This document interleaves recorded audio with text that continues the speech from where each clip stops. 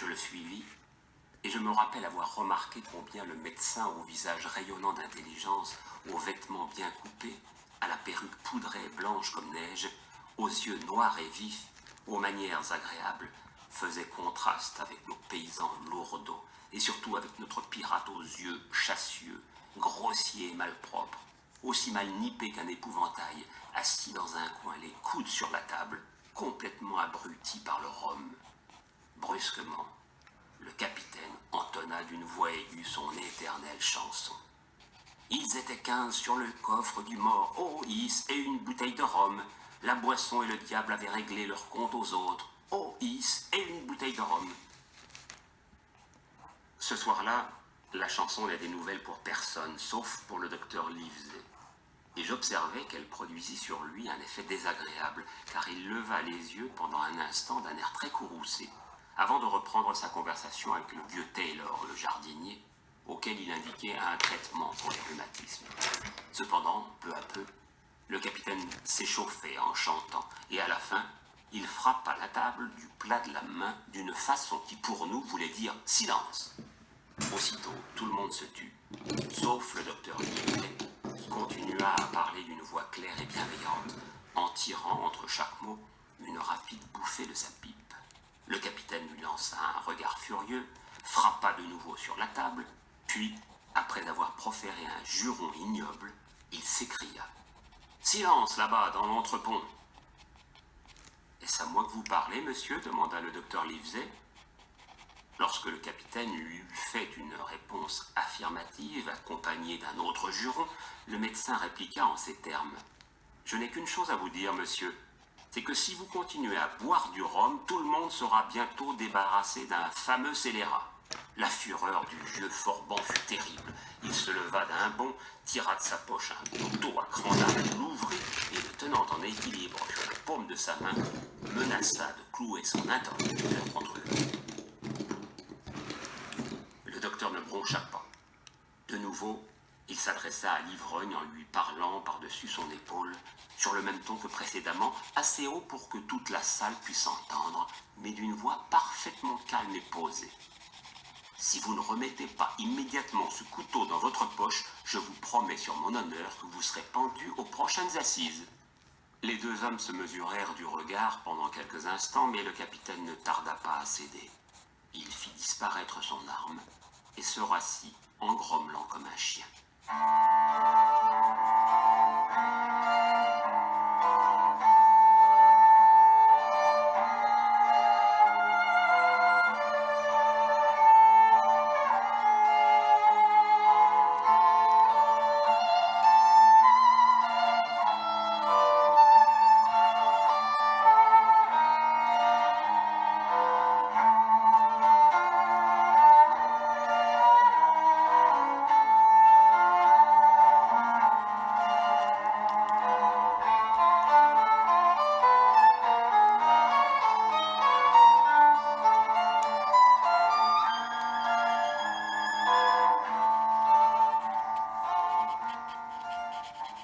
Apparition et disparition de chiens noirs. Peu de temps après cette scène eut lieu le premier des mystérieux événements qui nous débarrassèrent du capitaine, mais non pas, comme vous le verrez, de ses affaires. L'hiver était venu, un hiver terriblement froid, marqué par de longues et dures gelées et par de violentes tempêtes. Dès le début, nous comprîmes que mon père avait fort peu de chance de voir le printemps. Ses forces diminuaient de jour en jour. Tout le travail de l'auberge retombait sur ma mère et sur moi. Nous avions donc bien assez de besogne, sans consacrer beaucoup d'attention à notre désagréable pensionnaire. C'était un matin de janvier de très bonne heure, un matin de froid mordant. Une couche de givre grisâtre recouvrait la crique. Le flot capotait doucement sur les galets. Le soleil encore bas effleurait le sommet des collines et brillait au loin sur la mer. Le capitaine, levé plus tôt que de coutume, s'était mis en route vers la grève, son coutelas oscillant sous les larges basques de son vieil habit bleu, sa longue vue en cuivre sous le bras, son tricorne incliné sur la nuque. Je me rappelle que son haleine formait derrière lui un sillage de fumée blanche, tandis qu'il s'éloignait à grands pas. Ma mère se trouvait en haut, au chevet de mon père. J'étais en train de dresser la table pour le déjeuner du capitaine en prévision de son retour lorsque la porte de la salle s'ouvrit et un homme entra que je n'avais jamais vu auparavant. Il était d'une pâleur livide, 2 doigts manquaient à sa main gauche et malgré le coutelas qu'il portait, il n'avait pas l'air très batailleur. Je lui demandai ce qu'il y avait pour son service et il me répondit qu'il prendrait bien un verre de rhum, mais comme je m'apprêtais à sortir de la salle pour aller le lui chercher, il s'assit sur une table, puis me fit signe d'approcher. Je restai sur place, ma serviette à la main. « Viens par ici, fiston, me dit-il. Viens plus près de moi. » Je fis un pas vers lui. « Sais-tu que cette table serait pour mon copain Bill ?» demanda-t-il en me lançant un regard en dessous. Je lui répondis que je ne connaissais pas son copain Bill. Quant à la table, elle était réservée à une personne qui logeait chez nous et que nous appelions le capitaine. Ma foi, ça ne m'étonnerait pas que mon copain Bill se fasse appeler capitaine. Il a une cicatrice sur une joue et des manières bougrement aimables, surtout quand il a bu. Pour ça, oui. Disons donc, histoire de causer, que ton capitaine a une cicatrice sur une joue, et disons, si tu veux, que c'est la joue droite. Tu vois, je ne m'étais pas trompé. Alors, sais-tu que mon copain Bill serait dans la maison? Je lui répondis qu'il était parti se promener. De quel côté, fiston? De quel côté? Je lui montrai le rocher, lui dis quand et comment le capitaine reviendrait selon toute probabilité, et répondit à quelques autres questions. « Ah !» s'exclama-t-il enfin. « Il va être rudement content de me voir, mon copain Bill. » Tout en parlant, l'inconnu m'entraîna dans la salle et me plaça dans le coin, derrière lui, si bien que nous étions cachés tous les deux par la porte ouverte. J'étais très mal à l'aise et très inquiet, comme vous pouvez l'imaginer. En outre, mes craintes augmentèrent quand je m'aperçus que mon compagnon avait lui-même très peur. Il dégagea la poignée de son coutelas dont il fit jouer la lame dans sa gaine, et pendant tout le temps que dura notre attente, il ne cessa pas d'avaler sa salive comme s'il avait eu une boule dans la gorge. Finalement, le capitaine entra à grandes enjambées, claqua la porte derrière lui sans regarder ni à droite ni à gauche, puis alla droit à la table où son petit déjeuner l'attendait. « Bill !» dit l'inconnu, d'une voix qu'il avait essayé, me sembla-t-il, de rendre plus ferme et plus forte. Le capitaine pivota sur les talons et nous fit face. Son visage avait perdu sa couleur brune, et même son nez était bleu. Il avait l'air d'un homme qui aperçoit un fantôme, ou l'esprit du mal, ou pis encore, s'il se peut. En vérité, je fus tout apitoyé de le voir, en un instant, si vieilli et défait. « Allons, Bill, tu me reconnais bien, dit l'inconnu. Pour sûr que tu reconnais un camarade de bord. » Le capitaine ouvrit la bouche comme s'il suffoquait. « Chien noir !» s'exclama-t-il. « Et qui ça serait-il d'autre ?» répliqua le visiteur en prenant un peu d'assurance. « Pour sûr que c'est Chien Noir qui est venu faire visite à son vieux copain Billy à l'auberge de l'amiral Bembo. Ah, Bill, ce qu'on a pu en voir, toi et moi, depuis que j'ai perdu ces 2 griffes, ajouta-t-il en levant sa main mutilée. C'est bon, tu m'as déniché, me voilà. À présent, dis-moi franchement de quoi il retourne. Ça, c'est toi tout craché, Bill, t'as causé comme il fallait. Je vais me faire servir un verre de rhum par ce cher petit pour qui j'ai tant d'amitié, et puis on va s'asseoir, si tu veux bien, et s'expliquer carrément, comme 2 bons amis. Quand je revins avec le rhum, je les trouvais déjà installés l'un en face de l'autre à la table du capitaine. Chien Noir, à proximité de la porte, était assis de biais de façon à surveiller d'un œil son vieux camarade et de l'autre, me sembla-t-il, sa ligne de retraite. Là-dessus, je me retirai dans la buvette. J'eus beau faire de mon mieux pour écouter, je n'entendis rien qu'un bavardage inintelligible pendant un certain temps. Mais à la fin, ils élevèrent la voix et je distinguai quelques mots, surtout des jurons, proférés par le capitaine. « Non, non et non !» s'exclama-t-il à un moment donné. Tout d'un coup, il y eut une formidable explosion de blasphèmes et d'autres bruits. La chaise et la table furent renversées brutalement. J'entendis un cliquetis d'acier, puis un cri de douleur. Un instant plus tard, je vis Chien Noir, en pleine déroute, serré de près par son camarade. Tous deux avaient leur coutelas en main et l'épaule gauche du premier ruisselait de sang. Le capitaine, pour sa part, resta à regarder fixement l'enseigne comme un homme égaré. Puis il se passa plusieurs fois la main sur les yeux et finalement rentra dans la salle.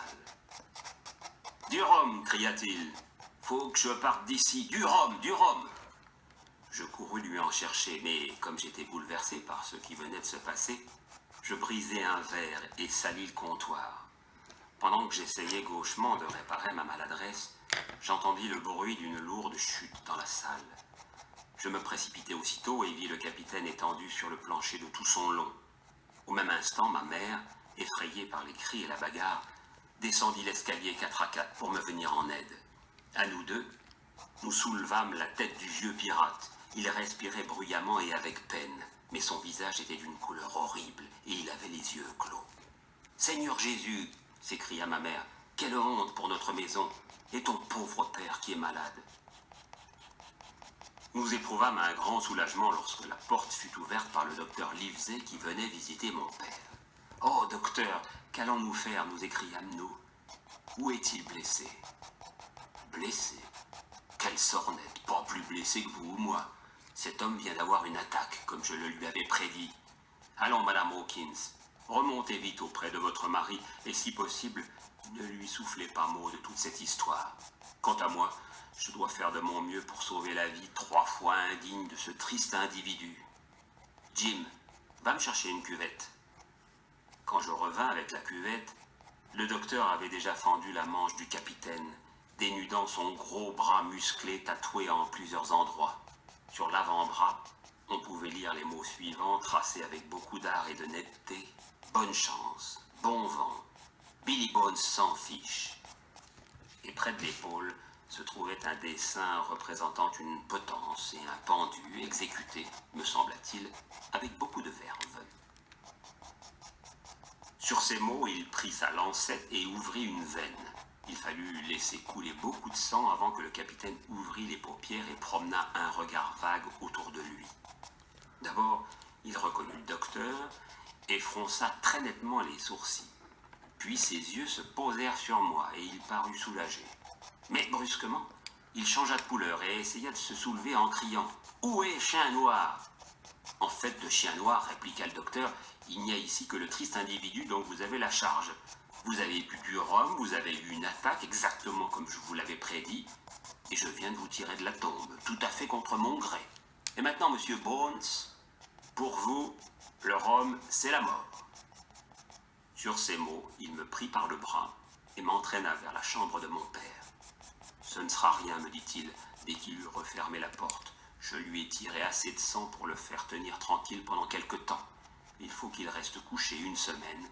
Cela vaudra mieux pour lui et pour vous. Mais une autre attaque l'achèverait.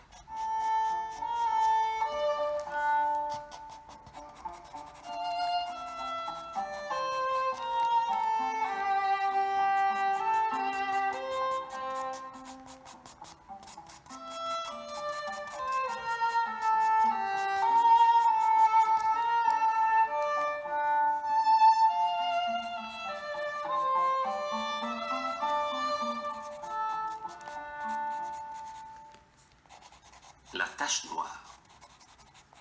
Vers midi, chargé de médicaments et de boissons rafraîchissantes, je m'arrêtai à la porte du capitaine. Il se trouvait à peu près dans le même état où nous l'avions laissé, bien qu'il fût un peu moins mal, et paraissait à la fois faible et agité. « Jim, me dit-il, t'es ici le seul qui vaille quelque chose, et tu sais que j'ai toujours été bon pour toi. Je n'ai jamais laissé passer 1 mois sans te donner ta pièce de 4 pence. Maintenant, comme tu vois, camarade, je suis assez bas et abandonné tout le monde. Allons, Jim, tu vas m'apporter un petit verre de rhum tout de suite. Pas vrai, mon fiston ? Le docteur, commençai-je. Les docteurs, c'est tous des andouilles. Et celui-là, qu'est-ce qu'il peut savoir des gars qu'on naviguait ? J'ai été dans des pays où il faisait chaud comme dans un four, où les copains tombaient tous de la fièvre jaune, où de sacrés tremblements de terre soulevaient le sol, comme les vagues de la mer. Des pays comme ton docteur n'en a jamais vu. Et si j'ai tenu le coup, je te dis, eh ben c'est grâce au rhum. Si j'ai pas une lapée de rhum, Jim, je vais avoir des visions. Tu sais, ça m'est déjà arrivé. J'ai vu le vieux Flint dans ce coin, là, derrière toi, aussi clair que je te vois maintenant. Et si jamais j'ai des visions, comme je suis un homme qui a mené une rude existence, tu peux être sûr que je causerai du grabuge. Pour une petite mesure de rhum, Jim, je te donnerai une guinée d'or. Son agitation ne cessait de croître, et ceci m'inquiétait à cause de mon père qui allait fort mal ce jour-là et qui avait besoin de calme. Je ne veux pas de votre argent, dis-je, sauf celui que vous devez à mon père. Je vais vous donner un verre de rhum, pas plus. Dès que je le lui eus apporté, il s'en saisit avidement et l'avala d'un seul trait. Ce sacré docteur m'a démoli, murmura-t-il. Mes oreilles bourdonnent. Recouche-moi, mon gars. Avant que j'aie pu faire grand-chose pour l'aider, il retomba sur le dos et garda le silence pendant quelques instants. Jim, dit-il enfin, tu as vu ce marin qui est venu aujourd'hui? Chien noir? Oui, chien noir. Celui-là, c'est une fameuse canaille. Mais ceux qui me l'ont envoyé, ils sont bien pires. Si je peux pas me tirer d'ici d'aucune façon, et s'ils me collent la tache noire, oublie pas que c'est à mon vieux coffre qu'ils en veulent. Alors toi, tu t'en vas retrouver cet andouille de docteur, toujours lui, et tu lui dis de rassembler tout le monde sur le pont. Les magistrats et leurs satanés cliques, et il viendra les pincer à l'amiral Bembo, tous tant qu'ils sont, tout ce qui reste de l'équipage du vieux Flint. J'étais son second au vieux Flint, il n'y a que moi qui sais l'endroit. Il m'a passé le secret à Savannah quand il était à l'article de la mort, comme si ce serait mon cas aujourd'hui, vois-tu. Mais tu ne vas pas les donner, sauf s'il m'envoie la tache noire, ou si tu revois chien noir ou un marin amputé d'une jambe. Suis-là surtout, Jim. Qu'est-ce que la tache noire, capitaine? Un avertissement, camarade. Je t'expliquerai ça, s'il me l'envoie.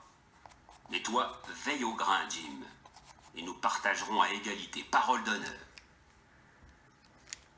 Il continua à divaguer ainsi pendant quelque temps d'une voix de plus en plus faible.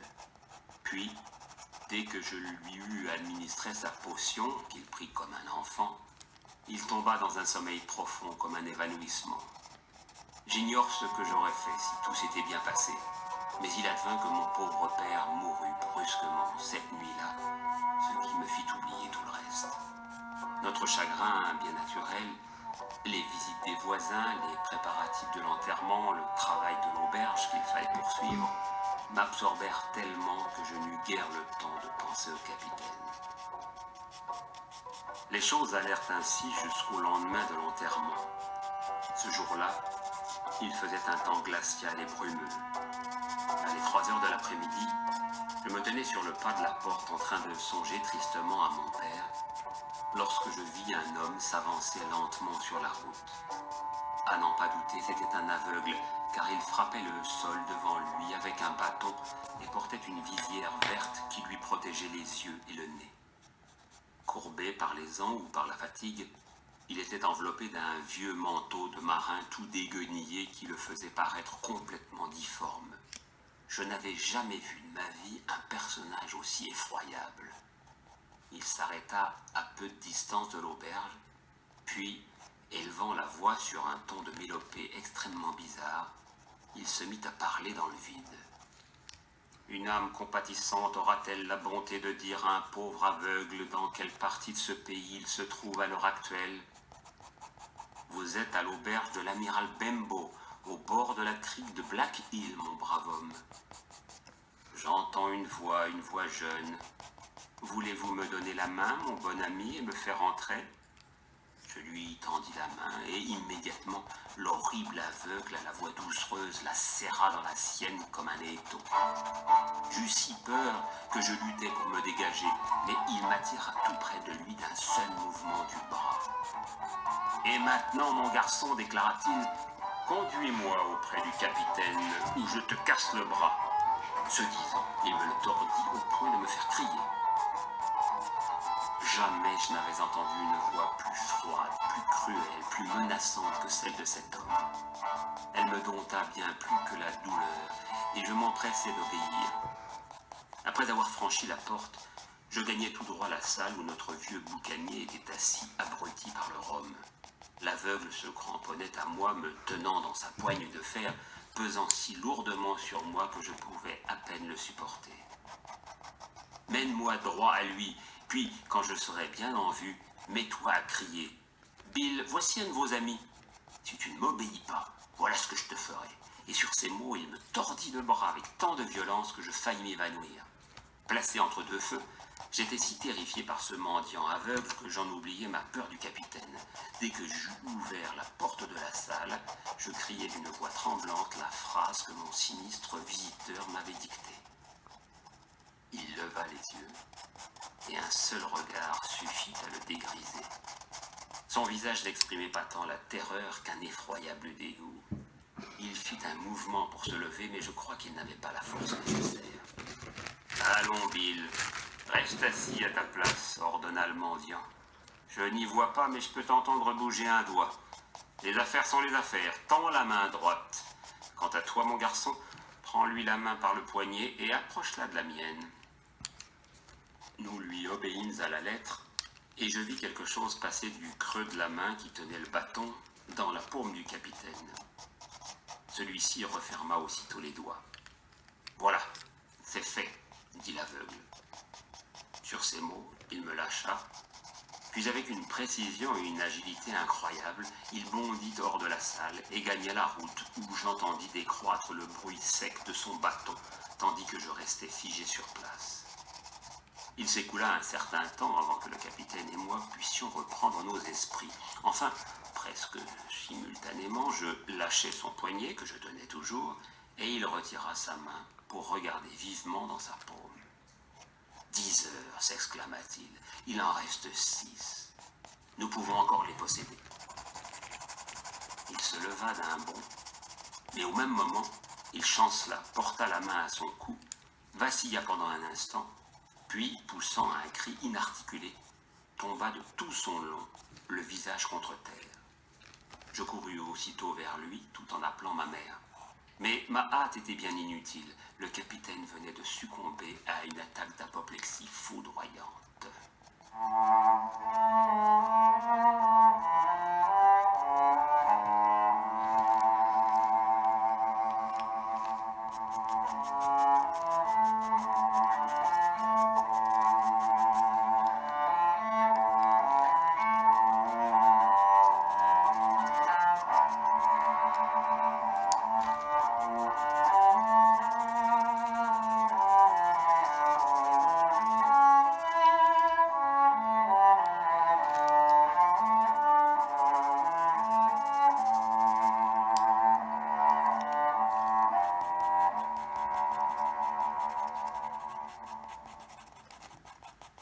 Le coffre de marin. Naturellement, je me hâtais de raconter à ma mère tout ce que je savais, comme j'aurais peut-être dû le faire longtemps auparavant. Nous comprîmes tout de suite que nous nous trouvions dans une situation difficile et périlleuse.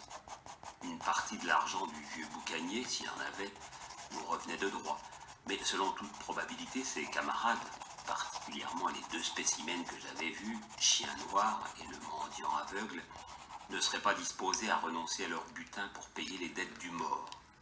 Si, me conformant à l'ordre du capitaine, je partais à cheval sur le champ pour prévenir le docteur Livesey, je laissais ma mère seule et sans protection, chose que je ne pouvais pas envisager. Finalement, l'idée nous vint de partir tous les deux pour aller chercher de l'aide au hameau voisin. Aussitôt dit, aussitôt fait. Sans attendre davantage, nous sortîmes en courant, nu-tête, dans la nuit tombante et dans le brouillard glacial. Le hameau, invisible depuis l'auberge, était à peine à quelques centaines de yards de distance, de l'autre côté de la baie suivante. Nous fîmes le chemin en quelques minutes. Pourtant, nous nous arrêtâmes sur la route à plusieurs reprises pour nous prendre par la main et écouter. Mais nous n'entendîmes rien d'anormal.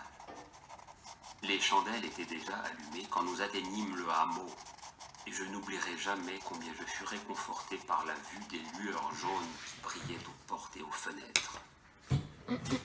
Il n'y eut pas une âme pour accepter de revenir avec nous à l'amiral Benbow. Le nom du capitaine Flint, que je ne connaissais pas, était familier à quelques-uns d'entre eux et engendrait une véritable terreur. On dit que la lâcheté est contagieuse, mais par ailleurs, la discussion peut enhardir. Quand chacun eut dit son mot, ma mère entama un discours. Elle ne voulait pas, déclara-t-elle, perdre de l'argent qui appartenait à son pauvre enfant sans père. Si aucun de vous n'ose nous accompagner, poursuivit-elle, Jim et moi, nous serons plus courageux. Nous allons retourner à l'auberge par le même chemin, et grand merci à vous tous, gros lourdeaux, poules mouillées que vous êtes. Nous ouvrirons ce coffre, même au péril de notre vie. Prêtez-nous donc ce sac, je vous prie, Madame Crossley, pour emporter l'argent qui m'est dû. Naturellement, je dis que j'irai avec ma mère, et naturellement, tous se récrièrent contre notre témérité. Mais même alors, pas un n'offrit de venir avec nous. Ils se contentèrent de me donner un pistolet chargé pour nous défendre si nous étions attaqués et de promettre de tenir des chevaux tout scellés au cas où nous serions poursuivis à notre retour. En outre, un jeune villageois devait partir immédiatement chez le docteur et en ramener des hommes armés. Mon cœur battait à tout rompre quand nous repartîmes tous les deux dans la nuit froide pour entreprendre cette dangereuse expédition. La pleine lune commençait à se lever et son disque rougeâtre apparaissait derrière les couches les plus hautes du brouillard. Nous nous glissâmes le long des haies, en silence, et le plus vite possible. Enfin, sans avoir rien vu ni entendu qui vint augmenter nos craintes, nous atteignîmes à notre grand soulagement la porte de l'amiral Benbow que nous refermâmes sur nous. Aussitôt, je tirai le verrou et l'espace d'un instant, nous restâmes sans bouger, haletants dans les ténèbres, seuls dans la maison avec le cadavre du capitaine. Ensuite, ma mère prit une chandelle dans la buvette, puis nous pénétrâmes dans la salle en nous tenant par la main. Le vieux boucanier gisait tel que nous l'avions laissé, couché sur le dos, les yeux ouverts, un bras étendu de toute sa longueur. « Baisse le store, Jim, » murmura ma mère. « Il pourrait venir et nous épier du dehors. » « Et maintenant, poursuivit-elle quand j'eus obéi, il nous faut prendre la clé sur ce cadavre. » Elle poussa une sorte de sanglot en prononçant ces dernières paroles. Je m'agenouillai aussitôt. Sur le plancher, près de la main du mort, se trouvait un bout de papier rond noirci d'un côté. De toute évidence, c'était la tache noire. Je le pris et lus de l'autre côté ce court message, écrit en lettres très bien formées. « Tu as jusqu'à 10 heures du soir. » « Maman, dis-je à voix basse, il avait jusqu'à 10 heures. » Juste à ce moment, notre vieille horloge commença à sonner, et ce bruit inattendu nous fit sursauter d'épouvante, mais il nous apprit une bonne nouvelle. Il n'était que 6 heures. « Allons vite, Jim, cette clé, » dit ma mère. Je fouillai les poches du mort, l'une après l'autre. De la menue monnaie, un dé à coudre, du fil et de grosses aiguilles, une carotte de tabac dont un bout manquait, son fameux coutelas à la poignée recourbée, une boussole portative et un briquet à amadou. Voilà tout ce qu'elle contenait. Je commençai à désespérer. Elle est peut-être pendue à son cou, suggéra ma mère. Surmontant une vive répugnance, j'ouvris brutalement le col de la chemise. Effectivement, nous trouvâmes la clé, pendue à un bout de ficelle goudronné que je coupais avec le coutelas du capitaine. Ce succès nous remplit d'espoir. Nous montâmes en hâte l'escalier, sans plus attendre, pour gagner enfin la petite chambre où il avait dormi si longtemps et où son coffre était resté depuis le jour de son arrivée. Extérieurement, il ressemblait à n'importe quel autre coffre de marin. Sur le dessus, on lisait la lettre B gravée au fer rouge et les angles étaient tout cassés comme ceux d'un objet longtemps malmené. « Donne-moi la clé, » me dit ma mère. Bien que la serrure fût très dure, elle l'ouvrit et rejeta le couvercle en arrière en un clin d'œil. Une forte odeur de tabac et de goudron monta de l'intérieur, mais nous ne vîmes rien sur le dessus qu'un costume en très bon état, soigneusement brossé et plié. Ma mère déclara qu'il n'avait jamais été porté. Au-dessous se trouvait un fouillis d'objets hétéroclites, un sextant, un gobelet d'étain, plusieurs rouleaux de tabac, 2 paires de fort beaux pistolets, un lingot d'argent, une vieille montre espagnole et autres bibelots. Au fond, Il y avait un vieux suroît tout blanchi par le sel au passage de la barre de plusieurs pores. Ma mère le retira d'un geste impatient et nous vîmes, devant nous, les derniers objets du coffre. Un paquet, enveloppé dans de la toile cirée, contenant sans doute des papiers, et un sac de toile qui, au toucher, fit entendre le tintement de pièces d'or. « Je montrerai à ces coquins que je suis une honnête femme, dit ma mère. Je vais prendre mon dû, pas un liard de plus. Ouvre le sac de Madame Crossley. » Sur ces mots, elle entreprit de tirer du sac du capitaine le montant de sa dette pour le mettre dans celui que je tenais. L'opération fut longue et difficile car les pièces de monnaie provenaient de tous les pays et avec toutes les dimensions. En outre, les guinées se trouvaient en assez petit nombre et ma mère ne pouvait faire son compte qu'avec celle-là. Quand nous eûmes fait la moitié de notre tâche, je la saisis brusquement par le bras, car je venais d'entendre dans le silence de la nuit glaciale un son qui me remplit d'angoisse, le bruit du bâton de l'aveugle heurtant le sol de la route gelée. Il ne cessa pas de se rapprocher tandis que nous restions figés sur place, retenant notre souffle. Il eut un coup sec contre la porte de l'auberge. Ensuite, le misérable qui essayait d'entrer tourna la poignée et secoua le verrou. Puis, le silence régna pendant un bon moment, à l'extérieur comme à l'intérieur. Enfin, le bruit du bâton heurtant le sol recommença, et à notre grande joie s'éloigna lentement pour s'éteindre dans le lointain. « Maman, dis-je alors, prends tout et allons-nous-en. » Mais ma mère, en dépit de sa frayeur, ne voulut pas consentir à prendre plus que son dû tout en refusant obstinément de se contenter de moins. Elle me dit qu'il n'était pas encore 7 heures, qu'elle connaissait ses droits et qu'elle entendait les obtenir. Pendant qu'elle discutait ainsi avec moi, un léger coup de sifflet retentit à une bonne distance sur la colline. C'en fut assez, et plus qu'assez pour nous. « Je vais emporter ce que j'ai là, dit-elle en se levant d'un bond. Et moi, je prends ceci pour arrondir la somme, ajoutai-je en saisissant le paquet de toile cirée. Un peu plus tard, nous descendions l'escalier à tâtons, laissant la chandelle près du coffre vide. Après quoi, nous ouvrîmes la porte et battîmes en retraite. Il était grand temps. Le brouillard se dispersait rapidement. La lune éclairait déjà les hauteurs. Il ne subsistait plus qu'un très mince voile de brume tout au fond du vallon et autour de l'auberge pour cacher les premiers pas de notre fuite. Bien avant d'être à mi-chemin du hameau, à peine au-delà du pied de la colline, nous serions obligés d'avancer au clair de lune. Mais ce n'était pas tout. En effet, un bruit de pas nombreux parvenait déjà à nos oreilles, et quand nous eûmes jeté un coup d'œil dans leur direction, nous vîmes approcher très vite une lumière qui se balançait de ci, de là. L'un des arrivants portait une lanterne. « Mon petit, » dit ma mère brusquement, « prends l'argent et sauve-toi, je vais m'évanouir. » C'était la fin pour nous deux.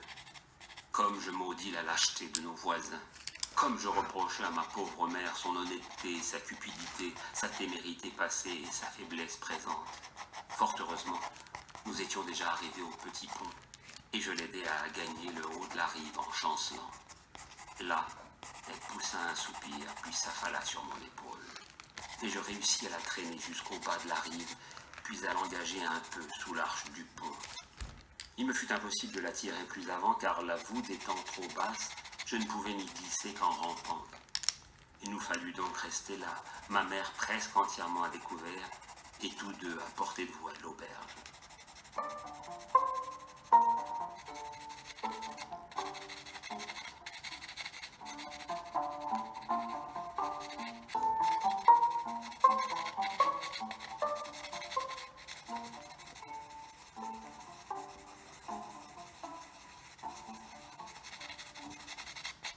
La fin de l'aveugle.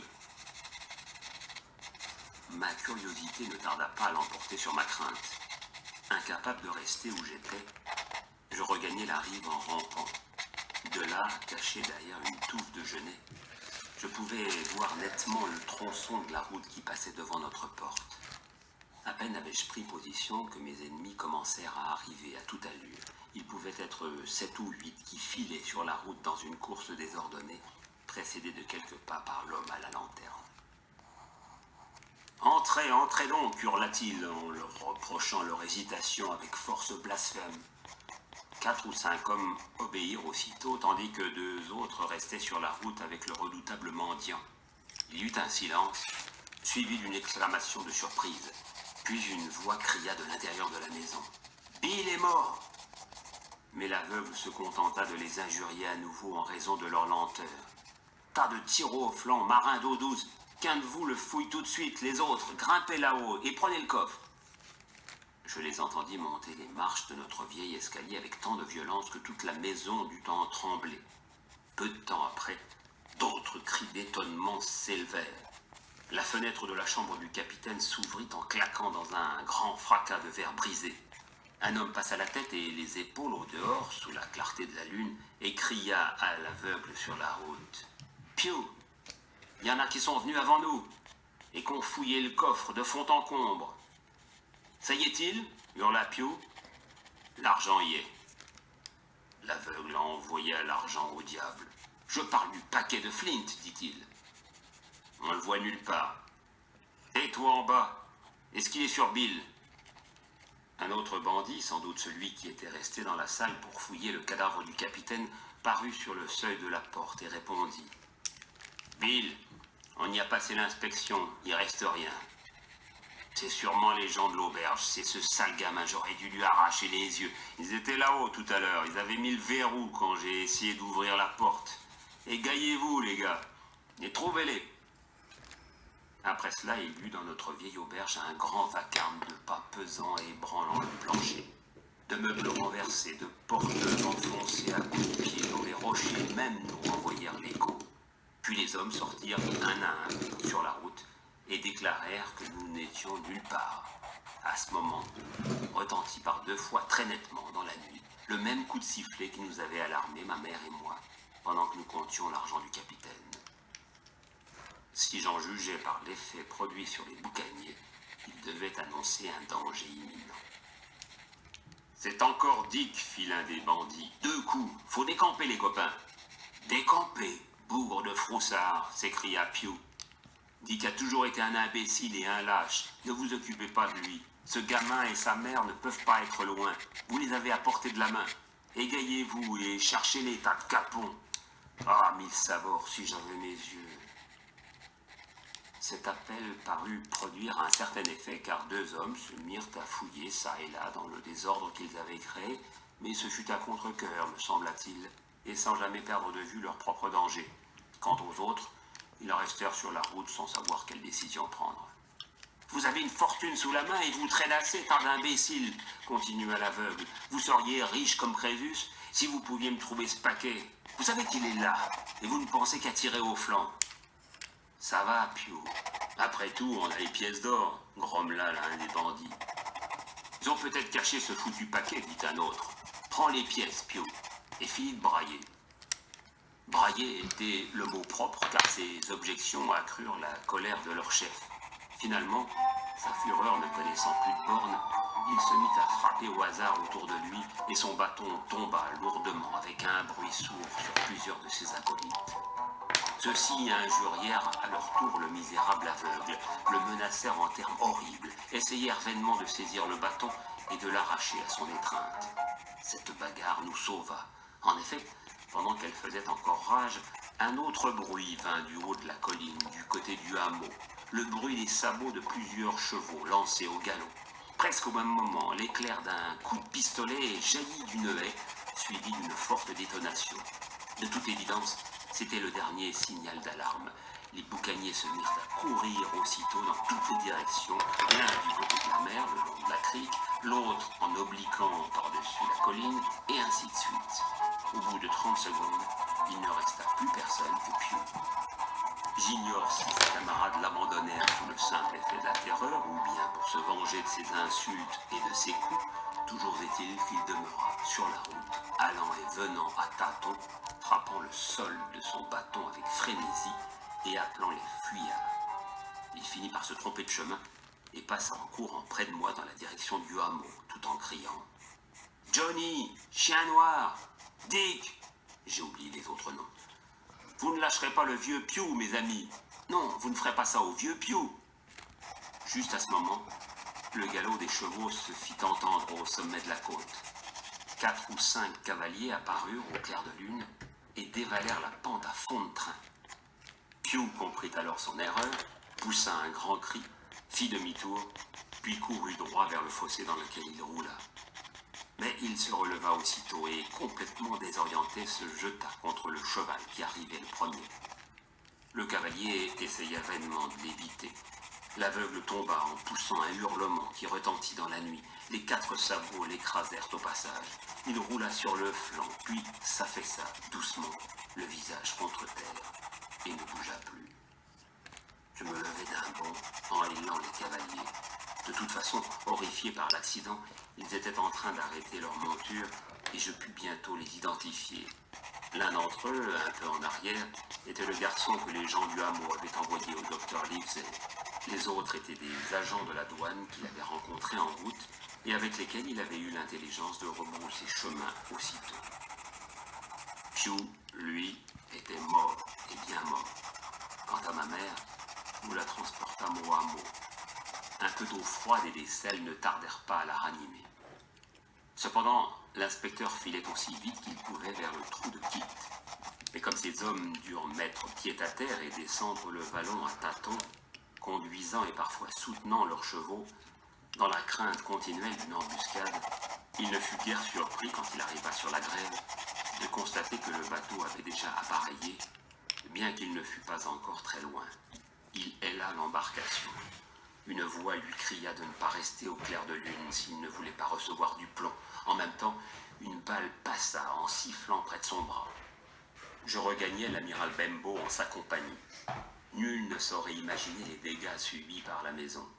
Les bandits avaient même renversé l'horloge au cours de leurs furieuses recherches, et bien qu'ils n'eussent rien emporté à l'exception de la bourse du capitaine et de l'argent du comptoir, je vis tout de suite que nous étions ruinés. Nous regagnâmes le hameau où se trouvaient les chevaux, puis nous nous mîmes en selle.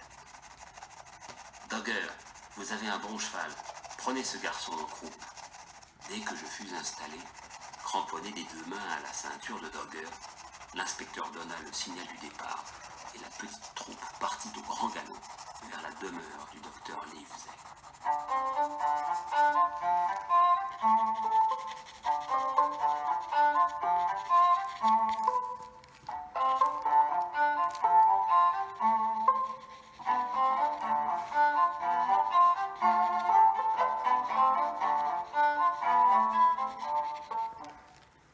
Les papiers du capitaine.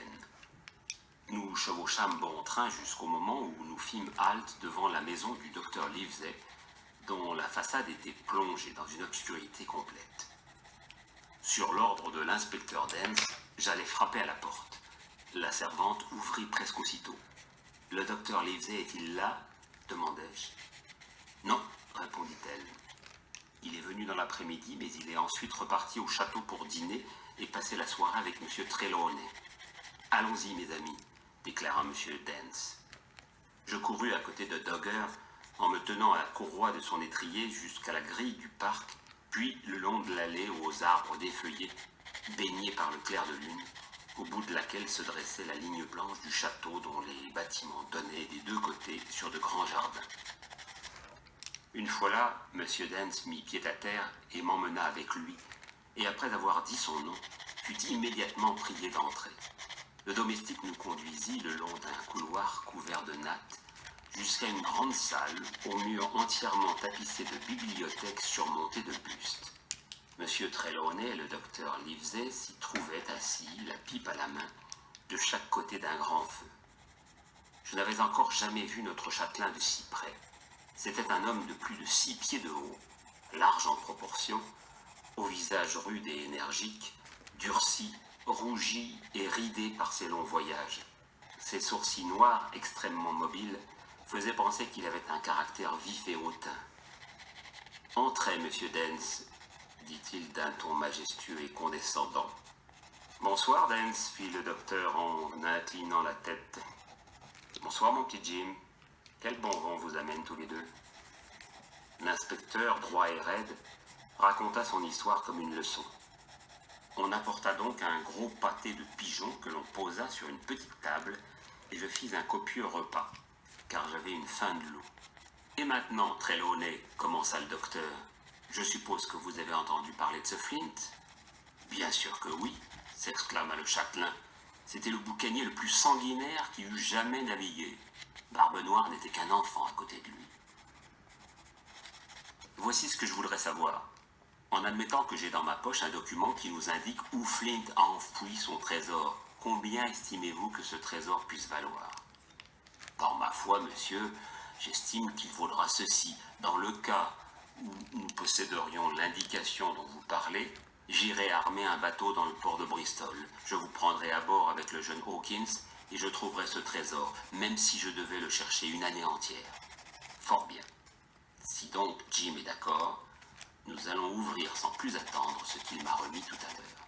Ce disant, il posa le paquet sur la table, et comme la toile cirée était cousue, il dut prendre dans sa trousse une paire de ciseaux pour couper le fil. Le papier contenait un carnet et une feuille de papier scellée. On avait scellé la feuille de papier en plusieurs endroits avec un dé à coudre en guise de cachet. Peut-être celui-là même que j'avais trouvé dans la poche du capitaine. Le docteur brisa la cire avec la plus grande précaution et nous eûmes sous les yeux la carte du Nil, avec la latitude, la longitude, les sondages, le nom des collines, des baies, des passes, et tous les détails nécessaires pour permettre à un bateau de trouver un mouillage sûr. Elle mesurait environ 9 milles de long sur 5 de large, affectait la forme d'un gros dragon debout, et présentait 2 superbes criques fort bien abritées. Au centre s'élevait une colline, appelée la Longue Vue. On avait ajouté plusieurs annotations récentes et plus particulièrement 3 croix à l'encre rouge, 2 au nord, une au sud-ouest, et à côté de cette dernière, toujours à l'encre rouge, étaient tracés les mots suivants, d'une petite écriture nette, très différente des lettres tremblées du capitaine. Le gros du trésor ici. Au verso, la même main avait ajouté grand arbre, contrefort de la Longue Vue, situé à un quart nord du nord-nord-est.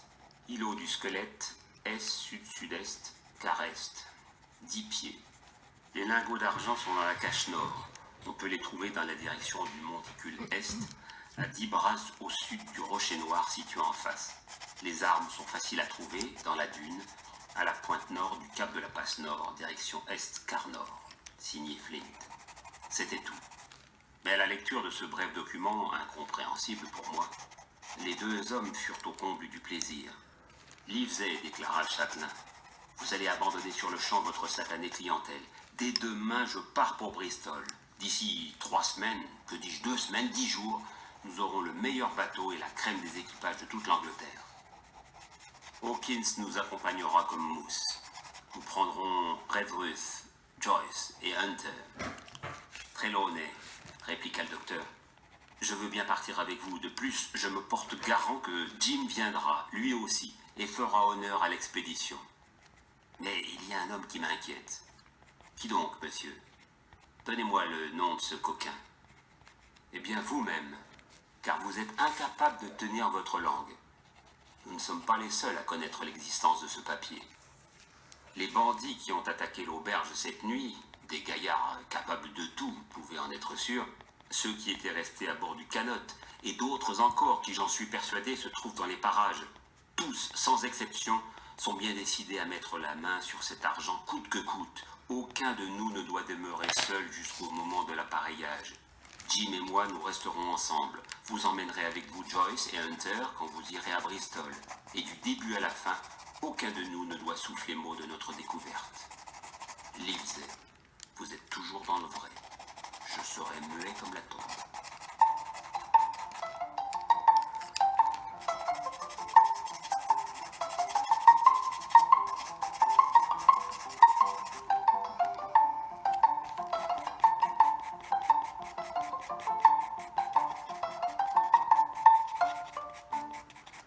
Je vais à Bristol. Je passais des heures entières à méditer sur la carte, dont je me rappelais fort bien tous les détails. Assis près du feu dans la chambre de l'intendant, j'abordais cette île en imagination par tous les côtés. J'explorais chaque arpent de sa surface. J'escaladais 1000 fois la haute colline, appelée la Longue Vue. du fait de laquelle je me délectais à contempler les paysages les plus merveilleux et les plus divers. Parfois, l'île fourmillait de sauvages que nous combattions. Parfois, elle était pleine d'animaux dangereux qui nous poursuivaient. Mais dans ces songes, il ne m'arriva rien de plus dramatique et de plus étrange que nos aventures réelles. Ainsi passèrent plusieurs semaines. Puis un beau matin, arriva une lettre adressée au docteur Livesey, qui portait en outre cette mention: en cas d'absence du destinataire, le pli sera ouvert par Tom Redruth ou le jeune Hawkins. Obéissant à cet ordre, nous trouvâmes, ou plutôt je trouvais, car le garde-chasse ne pouvait guère déchiffrer que des caractères imprimés, les importantes nouvelles que nous apprenait Trelawney.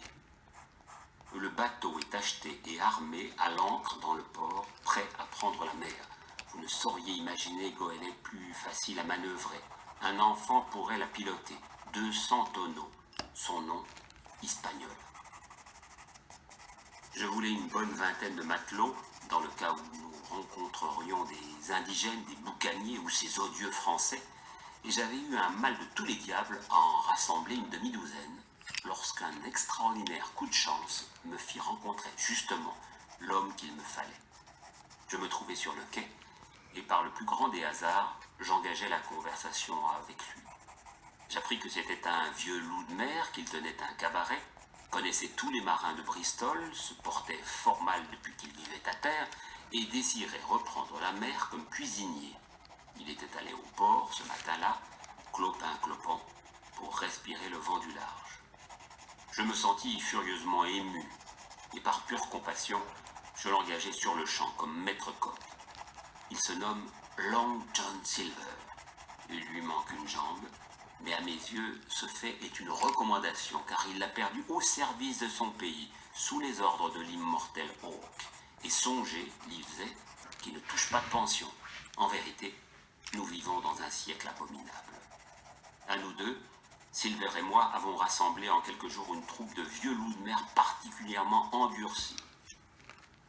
Mon cher Livesey, venez en toute hâte. Ne perdez pas une heure si vous avez la moindre considération pour moi. Que le jeune Hawkins aille voir sa mère immédiatement sous la garde de Redruth. Ensuite, qu'il parte pour Bristol, à bride abattue. Signé John Trelawney. Post-scriptum, j'oubliais de vous dire que Blandy, qui doit envoyer un navire à notre recherche si nous ne sommes pas de retour à la fin août, a trouvé un admirable capitaine, un homme très dur, et je le regrette, mais à tous autres égards, une vraie perle. Long John Silver a déniché un second très compétent, nommé Arrow.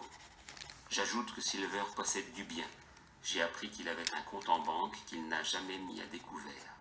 Il laisse à son épouse le soin de diriger son cabaret. Étant donné que c'est une femme de couleur, deux célibataires endurcis comme vous et moi peuvent se permettre de penser que c'est son épouse, autant que sa santé, qui le pousse à reprendre la mer. J'allais m'embarquer sur une goélette avec un maître d'équipage qui commanderait au sifflet et des marins qui chanteraient au cabestan. J'allais m'embarquer pour une île inconnue, en quête de trésors enfouis. Tandis que j'étais encore plongé dans ce rêve merveilleux, nous arrivâmes soudain devant une grande auberge, d'où nous vîmes sortir M. Trelawney, vêtu de gros draps bleus comme un officier de marine. Il vint à notre rencontre, le sourire aux lèvres, en imitant à la perfection la démarche d'un matelot. « Vous voilà !» s'exclama-t-il.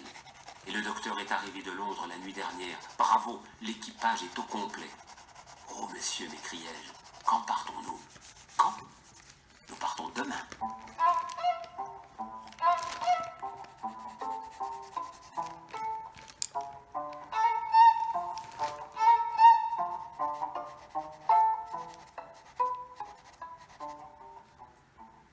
À l'enseigne de la longue vue.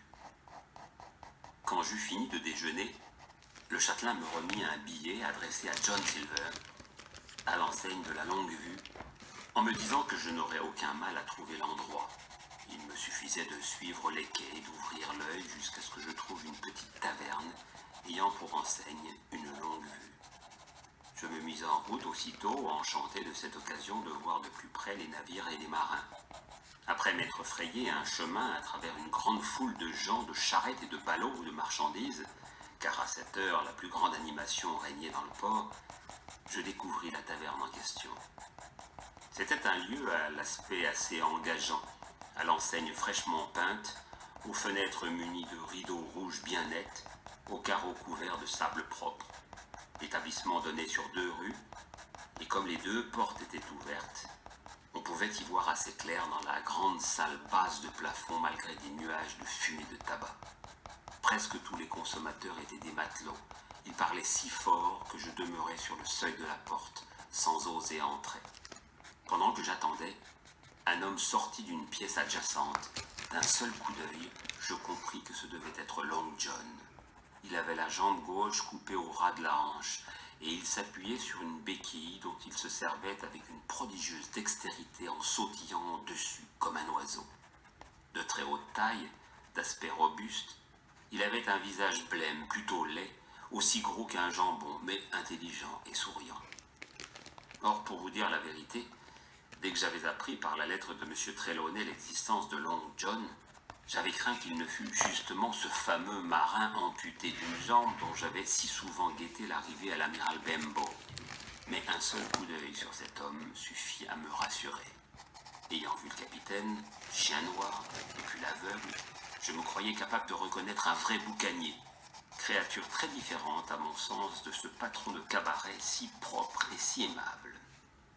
Aussitôt, je rassemblai mon courage, franchis le seuil et marchai droit vers cet homme en train de bavarder avec l'un de ses clients, appuyé sur sa béquille. « Monsieur Silver ?» demandai-je en lui tendant le billet. « Oui, mon gars, c'est bien mon nom, pour sûr. Et toi, qui es-tu » À ce moment, il vit la lettre du châtelain et j'eus l'impression qu'il réprimait un sursaut. « Oh » s'exclama-t-il d'une voix forte, « je comprends. Tu es notre nouveau mousse. Très heureux de faire ta connaissance. » Et il me donna une vigoureuse poignée de main. Au même instant, un des clients à l'autre bout de la salle se leva soudain et gagna la porte. Comme elle se trouvait près de lui, il fut dans la rue presque aussitôt. Mais sa hâte ayant attiré mon attention, je le reconnus d'un seul coup d'œil. C'était l'homme au visage livide amputé de 2 doigts, qui, le premier, était venu à l'amiral Benbow. « Oh » m'exclamai-je, « arrêtez-le, c'est Chien Noir !» « Je me moque bien de son nom » s'écria Silver, « mais il n'a pas payé son écho. Harry, cours après lui et rattrape-le. » L'un de ceux qui se trouvaient près de la porte se dressa d'un bond et se lança à la poursuite du fuyard. « Quand bien même ce serait l'amiral Hawke, il faut qu'il paie son écho » déclara Silver. « Qui as-tu dit que c'était, chien... comment donc ?»« Chien Noir, monsieur. Est-ce que M. Trelawney ne vous a pas parlé des boucaniers ? Il faisait partie de leur bande. »« Vraiment ? Et j'ai eu cet homme chez moi ? Bah dépêche-toi d'aller prêter main forte à Harry. » Alors c'était l'un de ces fichus mal à gauche, hein ? Voyons un peu. Chien Noir ? Non, ce nom ne me dit rien du tout. Pourtant j'ai comme une idée, mais oui, je l'ai déjà vu, ce mal à gauche. Il venait souvent ici avec un mendiant aveugle, il me semble bien. Vous ne vous trompez sûrement pas. J'ai connu aussi ce mendiant, il s'appelait Pew. C'est ça même, s'écria Silver au compte de l'agitation. Pew. Oui, c'était bien son nom. À celui-là, il avait l'air d'une fameuse canaille. Si jamais on le rattrape, mon chien noir, c'est le capitaine Trelawney qui sera drôlement content. Ben court vite. Il n'y a pas beaucoup de marins qui courent aussi vite que lui.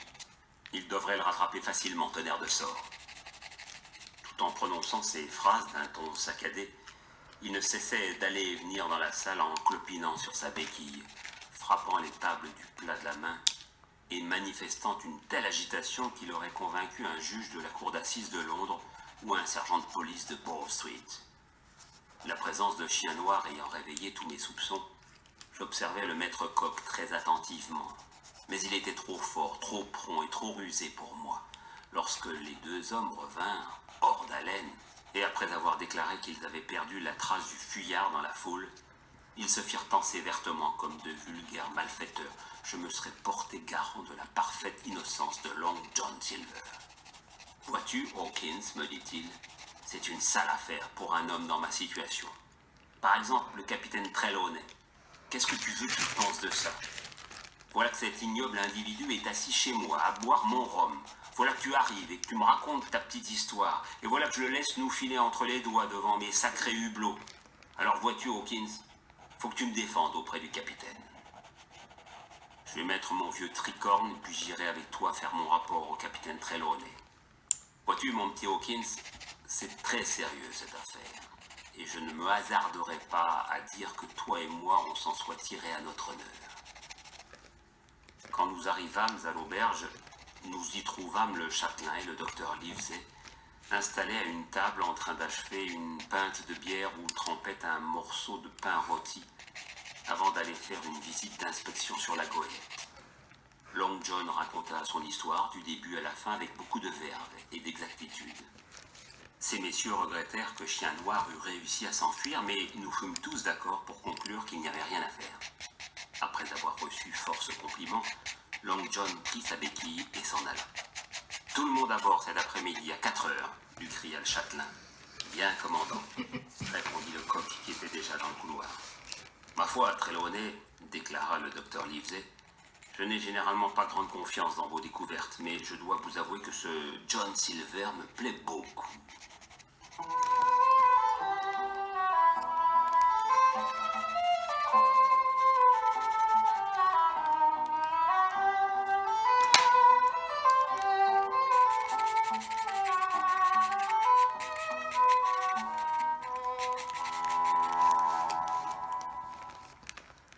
La poudre et les armes.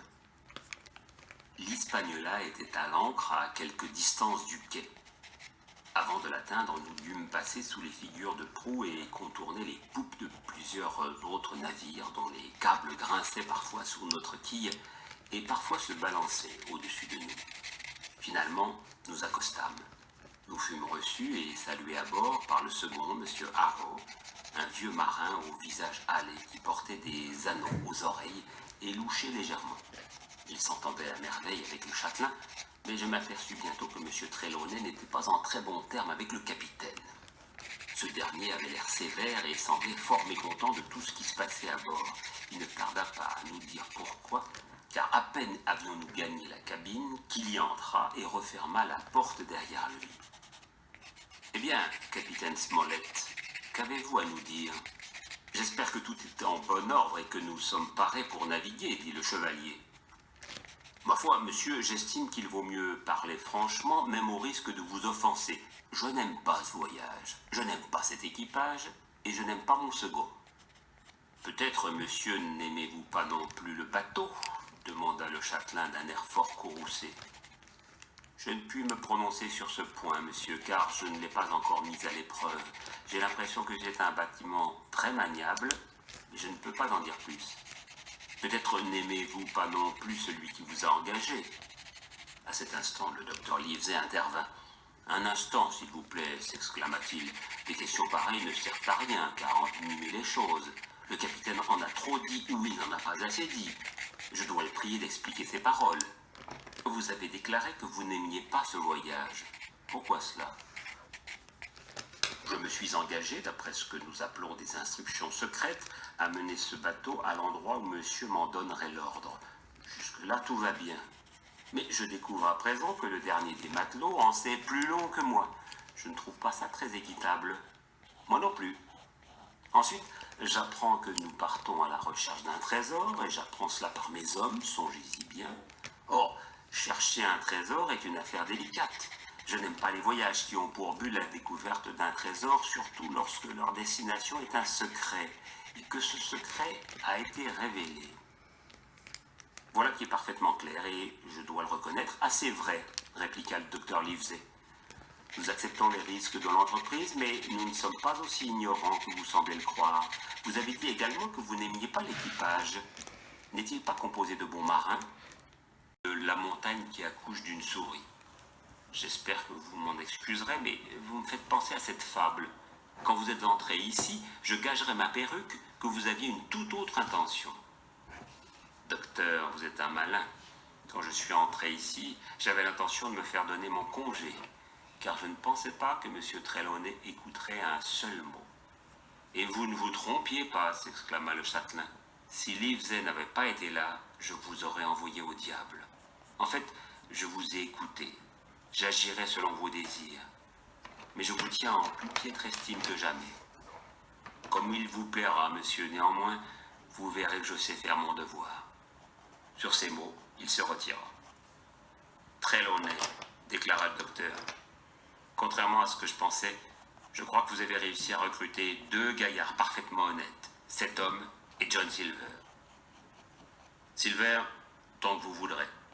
Mais quant à cet intolérable charlatan, je considère que sa conduite est indigne d'un homme, indigne d'un marin et par-dessus tout, indigne d'un Anglais. Ma foi, nous verrons bien. Quand nous arrivâmes sur le pont, les hommes avaient déjà commencé le transfert des armes et de la poudre. Ils rythmaient leur travail en criant « Oh, Is !» sous la surveillance du capitaine et de M. Harrow. Le nouvel arrangement me plaisait beaucoup. La goélette avait subi d'importantes transformations. On avait aménagé 6 couchettes dans la partie arrière de la grande cale, et ce groupe de cabines ne communiquait avec la cuisine et le gaillard d'avant qu'au moyen d'une étroite coursive aux parois renforcées par des espars. Primitivement, ces 6 couchettes devaient être occupées par le capitaine, M. Harrow, Hunter, Joyce, le docteur et le châtelain. Désormais, Redworth et moi en occuperions 2, tandis que M. Harrow et le capitaine logeraient sur le pont, dans le capot de descente qui avait été élargi des 2 côtés, de façon à mériter presque le nom de grande cabine. La pièce était encore basse de plafond, et il y avait assez de place pour accrocher 2 hamacs, et le second lui-même semblait satisfait de cette nouvelle disposition. Nous travaillions tous activement à déplacer la poudre et les armes lorsque Long John, accompagné de 2 retardataires, arriva dans un canot. Le coq grimpa à bord, agile comme un singe, et dès qu'il vit ce qui se passait, il s'écria « Oh là, camarade, qu'est-ce que ça veut dire ?»« On change la poudre de place, Jack, » répondit un matelot. « Mais tonnerre de sort, on va manquer la marée du matin si on perd son temps à ça. »« Ce sont mes ordres, » déclara le capitaine d'un ton sec. « Vous pouvez aller aux fourneaux, mon garçon. L'équipage aura faim ce soir. »« Bien, commandant, » répondit le maître coq. Puis, portant la main à son front, il disparut aussitôt dans la direction de sa cuisine.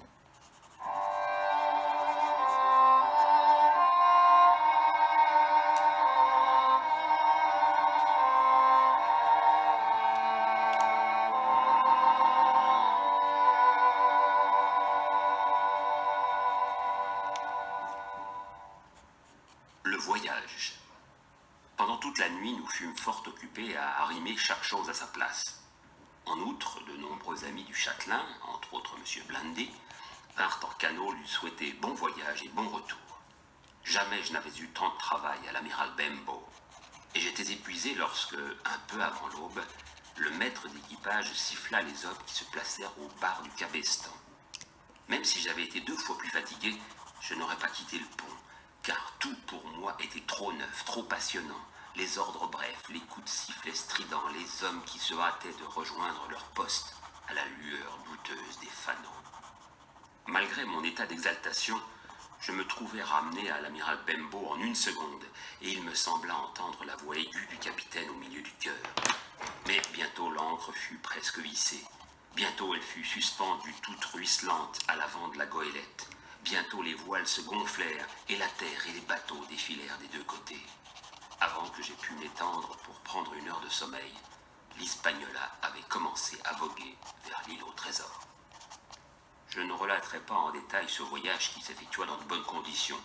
Le bateau se révéla un fin voilier, tous les matelots étaient fort capables et le capitaine connaissait à fond son métier. Mais avant notre arrivée en vue de l'île au trésor, il se produisit 2 ou 3 incidents que le lecteur doit connaître. Tout d'abord, M. Harrow se montra bien pire que le capitaine ne l'avait redouté. Il n'avait aucune autorité sur les hommes qui faisaient de lui ce qu'il voulait. Mais ce n'était pas le plus grave, car au bout d'1 jour ou 2, il apparut sur le pont en état d'ébriété, manifestant son ivresse par plusieurs symptômes caractéristiques.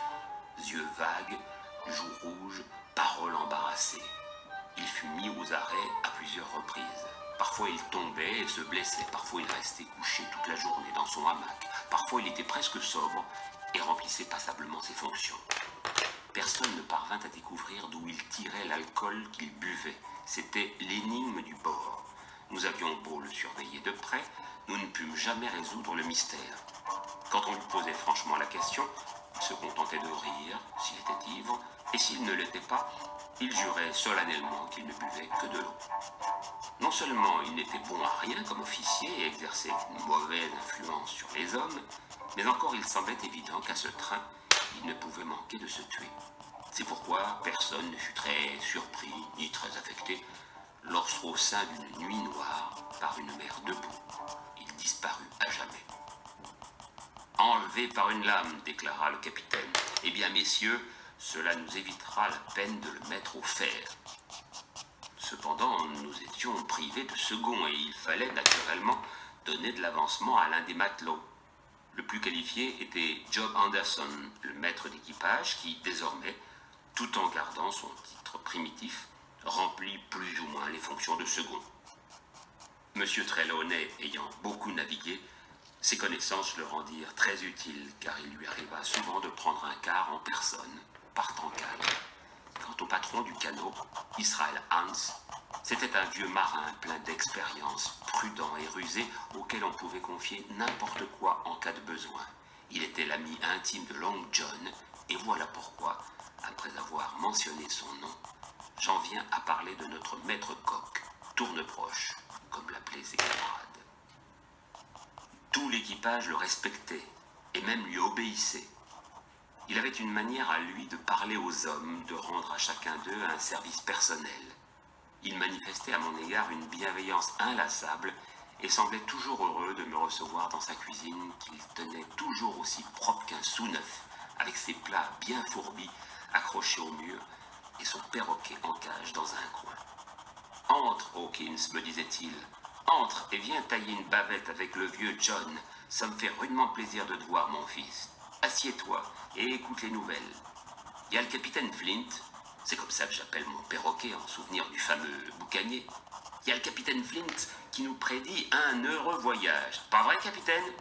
Et l'oiseau se mettait à répéter « Pièce de 8, pièce de 8, pièce de 8 » avec tant de rapidité que je m'émerveillais qu'il n'en perdit pas le souffle jusqu'au moment où John lançait son mouchoir sur la cage.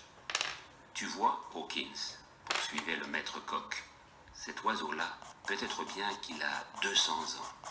Il y en a qui vivent éternellement, pour ainsi dire, mais seul le diable a vu plus d'atrocités que celui-là.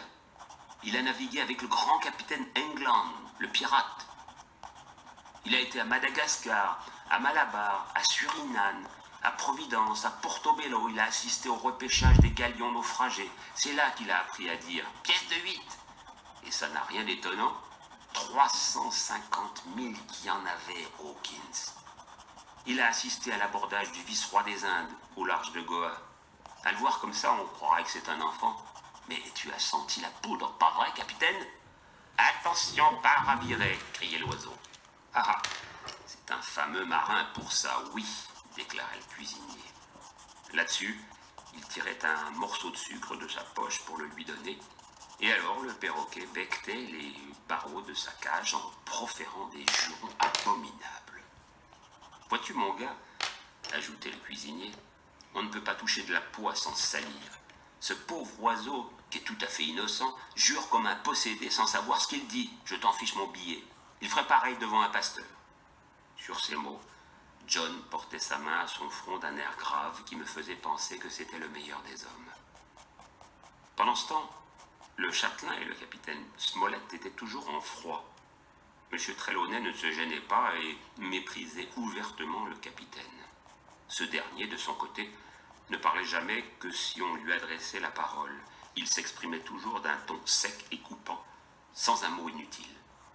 Mis au pied du mur, il reconnaissait qu'il semblait s'être trompé au sujet de l'équipage, que certains matelots se montraient aussi actifs qu'ils pouvaient le souhaiter, et que tous s'étaient plutôt bien conduits jusqu'ici. Quant au bateau, il le trouvait vraiment tout à fait à son goût. Il navigue en serrant le vent avec plus de docilité qu'un mari ne doit en attendre de sa propre femme, disait-il. Mais je continue à dire que ce voyage me déplaît et que nous ne sommes pas encore rentrés chez nous. Alors le châtelain lui tournait le dos et arpentait le pont, le menton levé. « Si j'entendais cet homme prononcer encore un mot, j'éclaterais, affirmait-il. Après avoir franchi la zone désalisée pour trouver le vent qui nous mènerait vers notre île, je ne suis pas autorisé à être plus précis, nous filions maintenant à belle allure dans sa direction, et un homme de vigie guettait nuit et jour. Même en comptant largement, nous étions au dernier jour de notre voyage. Pendant la nuit, ou au plus tard le lendemain matin, nous serions en vue de l'île au trésor.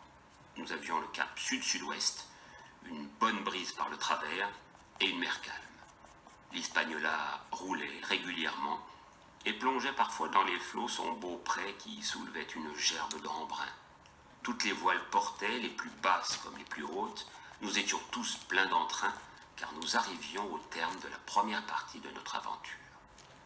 Or, juste après le coucher du soleil, alors que mon travail terminé, je me dirigeais vers ma couchette, il me prit fantaisie de manger une pomme. Je montais en courant sur le pont. Les matelots de quart étaient tous à l'avant, guettant l'apparition de l'île. L'homme à la barre observait les ralingues du côté du vent en sifflant doucement. On n'entendait aucun autre bruit, sauf le chuintement des flots contre les traves et les flancs du navire. Après être entré tout entier dans le tonneau, je m'aperçus qu'il n'y avait presque plus de pommes.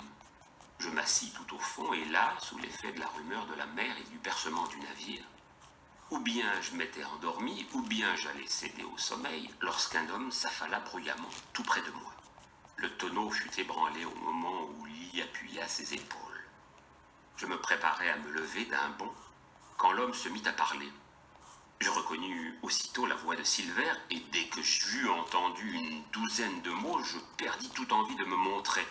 Je restais là, tremblant, l'oreille au guet, au paroxysme de la peur et de la curiosité, car ces 12 mots avaient suffi à me faire comprendre que la vie de tous les honnêtes gens du bord dépendait de moi seul.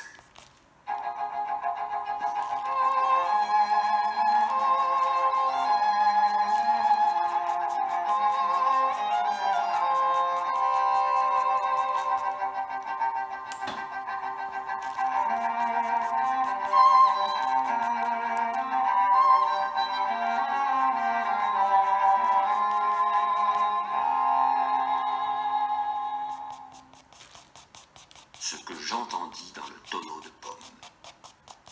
Non, pas moi, disait Silver. C'est Flint qui était capitaine. Moi, j'étais que quartier-maître, rapport à ma jambe de bois. La même bordée qui m'a enlevé ma jambe a fait perdre ses yeux au vieux Pew. C'était un maître chirurgien, celui-là, qui m'a amputé. Sorti du collège et tout du latin plein la bouche et je ne sais plus quoi encore. N'empêche qu'on l'a pendu comme un chien et qu'il a séché au soleil comme les autres, à Corso Castle. Tel est le sort des gentilshommes de fortune.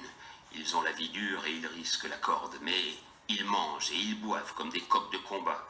Et quand un voyage est fini, c'est des centaines de livres qu'ils empochent, et non pas des centaines de liards. Presque tous dépensent leur magot à boire du rhum et à tirer de bonnes bordées. Après ça, ils reprennent la mer sans rien que leur chemise sur le dos. Moi, c'est pas comme ça que je gouverne. Je mets tout de côté. Un peu ici, un peu là, et jamais trop au même endroit pour ne pas éveiller les soupçons. J'ai 50 ans, n'oublie pas. Au retour de ce voyage, je m'établis rentier pour de bon. Soit, dit l'autre, mais ton magot, il est fichu maintenant. Tu oseras plus le montrer à Bristol après le coup qu'on doit faire. Et où tu crois qu'il est, mon magot demanda Silver d'un ton moqueur. Ma foi, à Bristol, dans des banques et ailleurs. Il y était quand on a levé l'ancre. Mais à cette heure, ma bourgeoise a tout ramassé. La longue vue est vendue. Bail, clientèle et meubles, et ma vieille est en route pour me rejoindre. Je te dirai bien à quel endroit, parce que je te fais confiance, mais les camarades seraient jaloux. Et tu te fies à ta bourgeoise ? Les gentilshommes de fortune se méfient généralement les uns des autres, et ils ont bougrement raison, je t'en fiche mon billet. Mais moi, j'ai mon système. Quand un gars me faussera compagnie, un gars qui me connaît, bien sûr, ce ne sera pas dans le même monde que Long John. Il y en avait qui avaient peur de Pew, et il y en avait d'autres qui avaient peur de Flint. Mais Flint lui-même avait peur de moi, tout fier qu'il était. Ma foi, pour te dire vrai, j'aimais pas du tout cette affaire, John. Mais maintenant que j'ai causé avec toi, j'en suis. Top là. Tu es un brave, et par-dessus le marché, tu es un malin, répondit Silver, en lui secouant la main avec tant de vigueur que le tonneau en trembla. J'ai jamais vu quelqu'un qui ait une plus belle tête de gentilhomme de fortune. Je commençais maintenant à comprendre le sens de leur vocabulaire. Pour eux, un gentilhomme de fortune, c'était tout simplement un pirate. Et la petite scène que j'avais surprise venait d'achever de corrompre un honnête matelot, peut-être le dernier qui fut à bord. Mais je ne tardais pas à être rassuré sur ce point, car Silver, ayant donné un léger coup de sifflet, un troisième homme arriva à pas lents et vint s'asseoir à côté de deux autres. Dick marche avec nous, déclara Silver. Ça, j'en étais sûr, répondit la voix du patron de canot, Israel Hans. Il n'est pas idiot, Dick. Il roula sa chique dans sa bouche, cracha, puis poursuivit. Mais dis donc, Tournebroche, il y a une chose que je voudrais savoir. Combien de temps qu'on va louvoyer comme un foutu canot à provisions? J'en ai jusque-là du capitaine Smollett, 1000 tonnerres. Il y a assez longtemps qu'ils me crèvent de travail. Je veux entrer dans cette cabine, moi. Je veux tâter de leurs conserves, de leur vin et de tout le reste. Israël, t'as jamais eu beaucoup de jugeote. Mais je pense que t'es capable d'entendre. En tout cas, tes oreilles sont assez grandes pour ça. Et voilà ce que j'ai à te dire.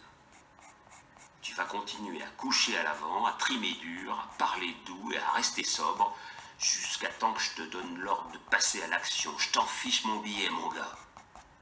Ben, je dis pas non, grommela l'autre. Tout ce que je veux savoir, c'est quand ça va se passer, un point c'est tout. Quand? Mais tonnerre, si tu tiens à le savoir, je vais te le dire tout de suite, le plus tard possible, mon gars. Réfléchis un peu. Il y a un marin de première, le capitaine Smollett, qui gouverne pour nous ce foutu bateau. Il y a ce châtelain et ce docteur, qui ont une carte et tout le fourbi. Je sais pas où elle est, pas vrai? Et toi non plus, tu me dis. Alors, 1000 tonnerres, je veux que ce châtelain et ce docteur trouvent le magot et nous aident à le transporter à bord. Après ça, on verra. Si j'étais sûr de vous tous, bande de lourdeaux, j'attendrais que le capitaine Smollett nous ait ramenés à moitié chemin avant de frapper. Ben quoi, on est tous de bons marins ici, à ce qui me semble, déclara le jeune Dick. Tu veux dire qu'on est tous de simples matelots, répliqua Silver d'un ton sec. Nous pouvons gouverner, mais qui c'est qui va établir la route à suivre? Si je pouvais faire à mon idée, je laisserais le capitaine Smollett nous ramener au moins jusqu'aux Alizés. Mais, dites donc, demanda Dick, quand on les aura pris par le travers, qu'est-ce qu'on va en faire?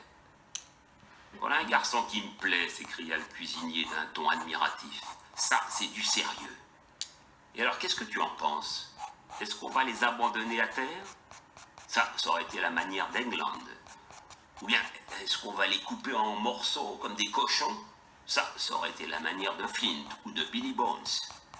Ah, Billy, c'était bien son genre, déclara Israël. Morte la bête, morte le venin, qui disait. Au bout du compte, il est mort lui aussi à présent. Il doit savoir ce qu'il en est maintenant. Et si jamais il y a un rude marin qui est arrivé au port, c'est bien Billy. Là, tu as raison, c'était un sacré marin, expéditif et efficace. Mais écoutez-moi bien, vous autres. Je suis très doux de mon naturel. Et comme vous dites, j'ai de bonnes manières. Seulement cette fois-ci, c'est sérieux. Le devoir, c'est le devoir, camarades. Je vote la mort. Quand je serai membre du Parlement et que je roulerai carrosse, je ne veux pas qu'un de ces messieurs de la cabine revienne brusquement au pays sans qu'on s'y attende, comme le diable pendant la messe. Faut pas se presser, voilà ce que je dis. Mais le moment venu, alors on lâche tout. John, t'es un homme, s'exclama le patron de canot. Tu diras ça, Israël, quand tu m'auras vu au travail. Il n'y a qu'une chose que je me réserve, je veux régler son compte à très laut nez. Celui-là, je lui tordrai le cou et je lui arracherai sa sale tête de veau de mes propres mains. Dick, ajouta-t-il en s'interrompant, lève-toi, comme un brave garçon que tu es, et va me chercher une pomme pour que je me rafraîchisse la dalle. Vous pouvez imaginer quelle fut ma terreur. Si j'en avais eu la force, j'aurais sauté hors du tonneau et je me serais sauvé en courant. Mais le cœur me manquait et les jambes aussi. J'entendis Dick qui se levait. Puis quelqu'un dut l'arrêter et Hans s'exclama. « Bah, laisse donc ça, John. Tu vas pas te mettre à sucer cette eau de cale. Vaut mieux prendre une lampée de rhum. » « Dick, déclara Silver, je te fais confiance. Je t'avertis qu'il y a une jauge au baril. Voilà la clé. Remplis un gobelet et apporte-le ici. » Malgré ma terreur, je ne pus m'empêcher de songer que c'était sans doute par ce moyen que M. Harrow se procurait l'alcool qui avait causé sa perte.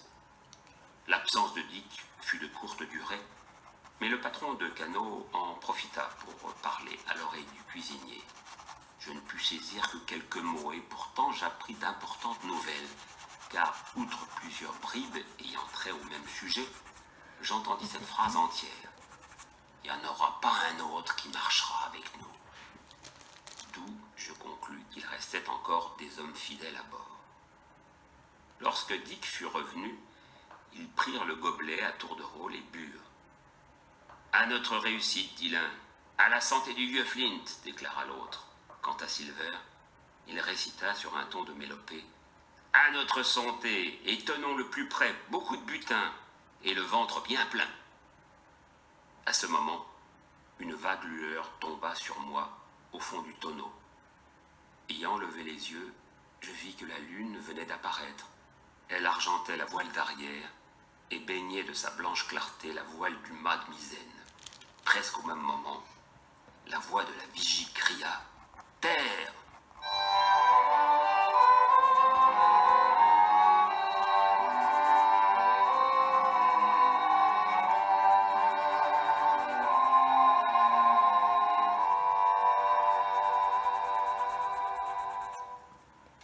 Conseil de guerre.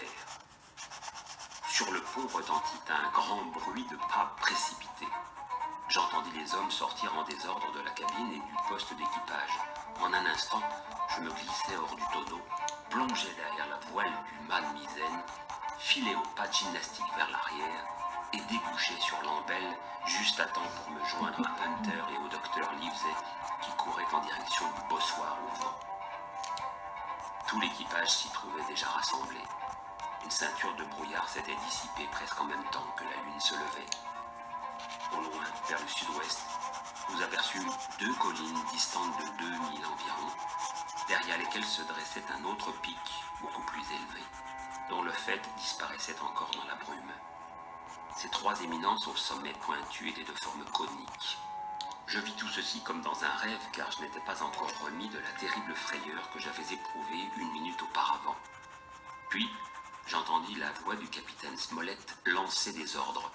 « Et maintenant, garçon, dit le capitaine quand toutes les voiles furent bordées à bloc, quelqu'un d'entre vous a-t-il déjà vu cette terre ?»« Oui, moi, commandant, répondit Silver. J'ai fait de l'eau ici du temps où j'étais cuisinier sur un bateau marchand. Alors voici une carte. Dites-moi si c'est bien l'endroit. » Les yeux de Long John étincelèrent, mais en voyant la blancheur du papier, je compris qu'il allait être déçu. Ce n'était pas le document que nous avions trouvé dans le coffre de Billy Bones, mais une copie exacte, complète en tout point, nom, altitude, sondage, à l'exception des croix rouges et des notes manuscrites. Bien que sa contrariété dût être grande, Silver eut assez de force de volonté pour la dissimuler. « Oui, commandant, déclara-t-il, c'est l'endroit, pour sûr, et rudement bien dessiné. Qui a pu faire ça, je me le demande. Je suppose que les pirates étaient trop ignorants. Oui, voilà, mouillage du capitaine Kidd. Il n'y a pas de meilleur endroit pour ça dans ces eaux-là. Merci, mon brave. Je vous demanderai plus tard de nous aider. Vous pouvez disposer. » Je fus étonné du calme avec lequel John avait admis qu'il connaissait l'île, et j'avoue que j'eus un peu peur en le voyant s'approcher de moi. Bien sûr, il ignorait que je l'avais entendu exposer ses projets au fond du tonneau de pommes, mais entre-temps, sa cruauté, sa duplicité et son influence sur les hommes m'avaient inspiré une telle horreur que j'eus beaucoup de mal à réprimer un frisson quand il posa la main sur mon bras. Le capitaine Smollett, le châtelain et le docteur Livesey se parlaient entre eux sur le gaillard d'arrière. Tout pressé que j'étais de leur raconter mon histoire, je n'osais pas les interrompre ouvertement. Pendant que je me torturais la cervelle pour trouver un prétexte vraisemblable, le docteur Livesey m'appela. Il avait oublié sa pipe dans la cabine et, comme c'était un fumeur enragé, Il voulait me demander d'aller la lui chercher. Mais dès que je fus assez près de lui pour pouvoir parler sans être entendu des autres, je m'exclamai à voix basse. « Docteur, écoutez-moi, je vous en prie, descendez dans la cabine avec le châtelain et le capitaine, puis trouvez un prétexte pour m'envoyer chercher. J'ai une terrible nouvelle à vous apprendre. » L'espace d'un instant, il changea de visage. Mais il reprit aussitôt son sang-froid. « Merci, Jim. C'est tout ce que je voulais savoir, dit-il d'une voix forte, comme s'il venait de me poser une question. Là-dessus, le capitaine, le châtelain et le docteur quittèrent le pont. Peu de temps après, un matelot vint dire à l'avant qu'on demandait Jim Hawkins dans la cabine. Je les trouvai attablés tous les trois devant une bouteille de vin d'Espagne et un plat de raisins secs. « Hawkins, dit le châtelain, vous avez quelque chose à nous apprendre, paraît-il. Parlez sans contrainte. » Je m'exécutai aussitôt et racontai, aussi brièvement que je le pus, tous les détails de la conversation entre Silver et ses complices. Aucun des trois hommes ne m'interrompit ni n'esquissa le moindre geste pendant que je parlais. Et du commencement à la fin de mon récit, ils gardèrent leur regard fixé sur moi. « Jim, prends un siège, dit le docteur Livesey. » Ils me firent asseoir à leur table, me versèrent un verre de vin, me remplirent les mains de raisins secs, puis, l'un après l'autre, ils burent à ma santé en s'inclinant devant moi et me présentèrent leur devoir en me félicitant de ma chance et de mon courage. « Capitaine, déclara ensuite le châtelain, vous aviez raison et j'avais tort. Je reconnais que je ne suis qu'un sot et j'attends vos ordres. » Pas plus sot que moi, monsieur. Je n'ai jamais entendu parler d'un équipage qui, étant prêt à se mutiner, n'ait pas laissé deviner son intention par certains signes permettant à tout homme clairvoyant de découvrir le poteau rose et de prendre les mesures nécessaires. Mais cet équipage-ci me dépasse. Capitaine, dit le docteur, permettez-moi de vous dire que c'est l'œuvre de Silver, un homme remarquable. Eh bien, il ferait remarquablement bien au bout d'une vergue, mais tous ces discours ne nous mènent à rien. Je vois 3 ou 4 points, et avec la permission de M. Trelawney, je vais vous les exposer. « Vous êtes le capitaine, c'est à vous de parler, » répondit le châtelain d'un ton solennel. « Premier point, nous devons aller de l'avant parce que nous ne pouvons pas revenir en arrière. Si je donnais l'ordre de virer de bord, les hommes se révolteraient sur le champ. Second point, nous avons du temps devant nous, en tout cas jusqu'à la découverte du trésor. Troisième point, il reste des matelots fidèles. Or, comme nous serons obligés d'en venir aux mains tôt ou tard, je propose de saisir l'occasion aux cheveux, comme l'on dit, et d'engager la bataille le jour où ils s'y attendront le moins. Je suppose que nous pouvons compter sur vos domestiques, monsieur Trelawney, comme sur moi-même. 3, donc, et nous 4 en comptant Hawkins, ça fait quand même déjà 7. Quant aux matelots fidèles, très probablement les hommes de Trelawney, dit le docteur, ceux qu'il avait engagés avant de rencontrer Silver. Non, répliqua le châtelain, Hans était du nombre. J'aurais vraiment cru pouvoir me fier à lui, déclara le capitaine Smollett. Jim que voici, dit le docteur, peut nous aider plus que tout autre. Les hommes ne se méfient pas de lui et c'est un garçon éveillé. Hawkins, j'ai prodigieusement confiance en vous, ajouta le châtelain. Là-dessus, je faillis m'abandonner au désespoir car j'étais conscient de mon impuissance totale. Pourtant, par un étrange concours de circonstances, ce fut bel et bien de moi que vint le salut. En attendant, en dépit de tous les discours, sur 26 hommes, nous ne pouvions nous fier qu'à 7. Et sur ces 7-là, il y avait un enfant, de sorte que ça faisait 6 hommes contre 19.